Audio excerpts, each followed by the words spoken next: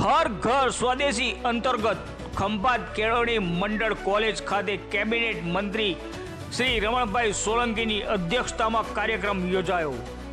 ખંભાત શહેરની શિક્ષણ ક્ષેત્રે મહત્વપૂર્ણ એવી શ્રી ખંભાત તાલુકા સાર્વજનિક કેળવણી મંડળ ખંભાત બીડી રાવ કોલેજ ખાતે હર ઘર સ્વદેશી અભિયાન અંતર્ગત જાગૃતિ કાર્યક્રમનું આયોજન કરવામાં આવ્યું હતું।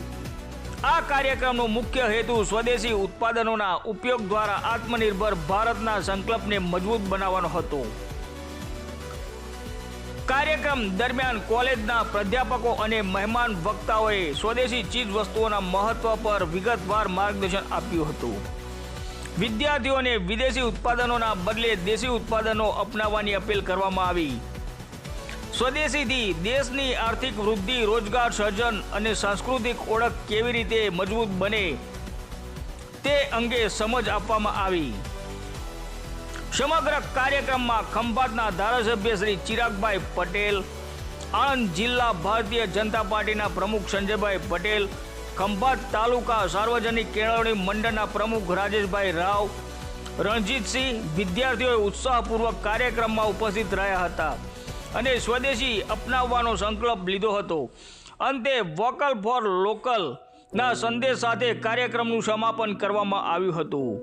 રિપોર્ટર અશ્વિન ખત્રી, ખંભાત।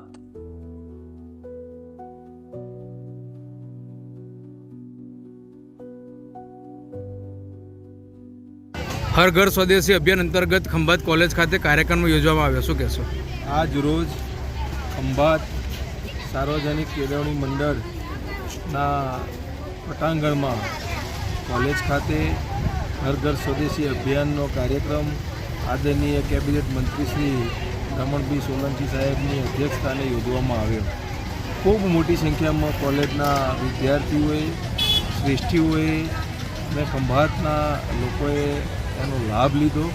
સાથે આદરણીય દેશના યશસ્વી વડાપ્રધાન નરેન્દ્રભાઈ મોદી સાહેબનો જે સંકલ્પ છે કે હર ઘર સ્વદેશી ઘર ઘર સ્વદેશી એ નારો એમને આખા દેશના 140 કરોડ ભારતીયોને જ્યારે આપ્યો છે, ત્યારે આપણા દેશમાં વધુમાં વધુ ઉત્પાદનો સ્થાનિક કક્ષાએ એનું ઉત્પાદન થાય, એ ચીજ વસ્તુઓ અને ઉત્પાદો આપણા દેશમાં સ્થાનિક લોકો જે છે એ એનો ઉપયોગ કરી શકે અને આખા દેશમાં આર્થિક વ્યવસ્થા એક સુદૃઢ થાય, સારી રીતે આર્થિક વ્યવસ્થા ઊભી થાય, એના ભાગરૂપે અને જાગૃતતાના ભાગરૂપે આજે આ કાર્યક્રમનું આયોજન કરવામાં આવ્યું।